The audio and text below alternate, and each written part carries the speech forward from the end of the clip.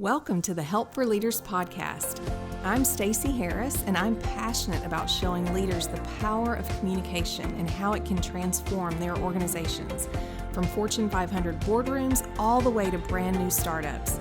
As a leader, your actions and your words transform people and your company culture. So join me as I share tips and insights for elevating your leadership abilities as well as your team's performance.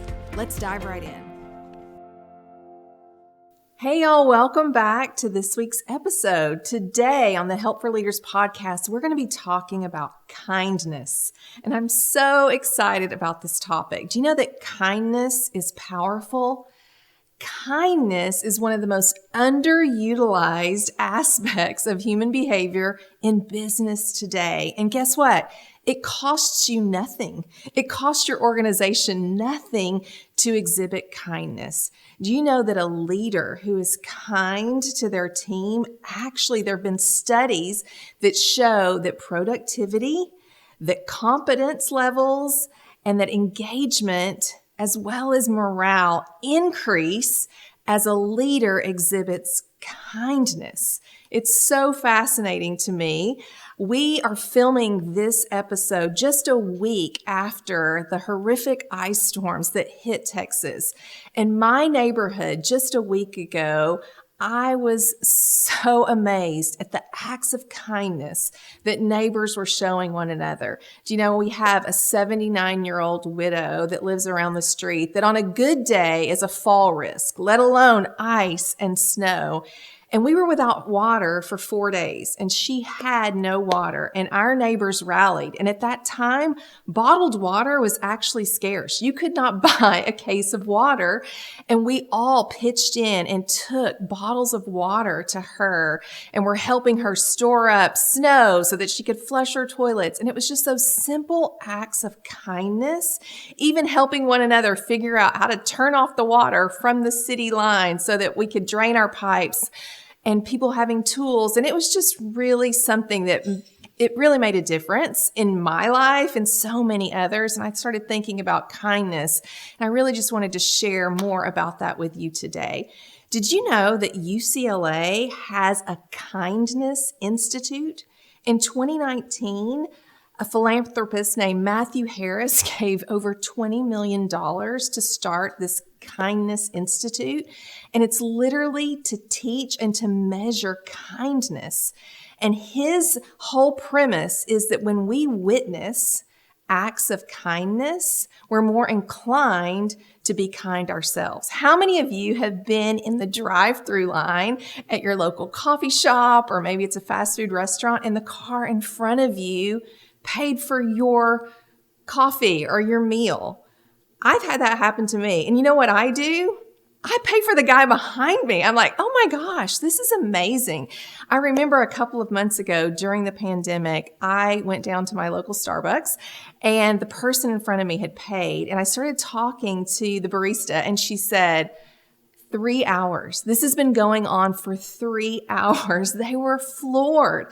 And it was so fun to watch them experiencing other people's kindness to one another. And it was just flourishing inside of that coffee shop because one person decided to do one thing, and it was literally contagious. And more people began. I was like, I'm not going to be the person to stop this. This is amazing.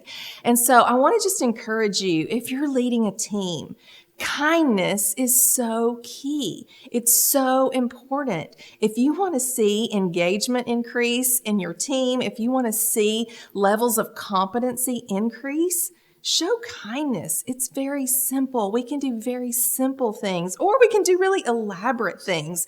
But with our words, we can choose kindness. I know my mentor years ago, when we were going into a situation, especially if it was stressful or it was a situation that was involving maybe some conflict that we needed to resolve, his key words to me were always, are your words going to enhance this person's self-esteem? You want to maintain and enhance their self-esteem with your words. And that has resonated with me throughout my life. I've always thought of those words when I'm having a conversation. Are my words going to maintain and enhance their self-esteem? Or are my words going to tear them down? Because words are powerful, and we can use our words for good, and we can use our words to share kindness. There's also simple things you can do. You can write letters. You can do like my neighbors were doing, dropping off a meal, dropping off water, all of those simple things, especially in crisis. It's so powerful, just those simple acts of kindness and how they are contagious and what they can do for yourself, for your family, for your organization. So I just want to encourage you today, what can you do? Can you be the catalyst to make change in your organization? Can you be the catalyst for kindness to spread? Can you be that one person in that drive-through line that starts a contagion of 3 hours of kindness that just continues on and on? Look for ways that you can show kindness to others. It's powerful. And as a leader, it's one of the most underutilized aspects of leading others. So I encourage you today, be kind to one another with your words, with your actions, and with your deeds. Thank you so much for joining me today. I hope you'll join us next week for another episode of Help for Leaders. Thank you for joining us today. You have the potential to communicate, engage, and lead with significant impact, and my goal is to help you do just that. Whether you're trying to get that next big promotion, scale your small business, or manage a team of thousands, there's always room for growth, and I can help you get there. Go to disc-report.com and find out what style of leader you are by downloading my free ebook on communication. Until next time, lead well and prosper.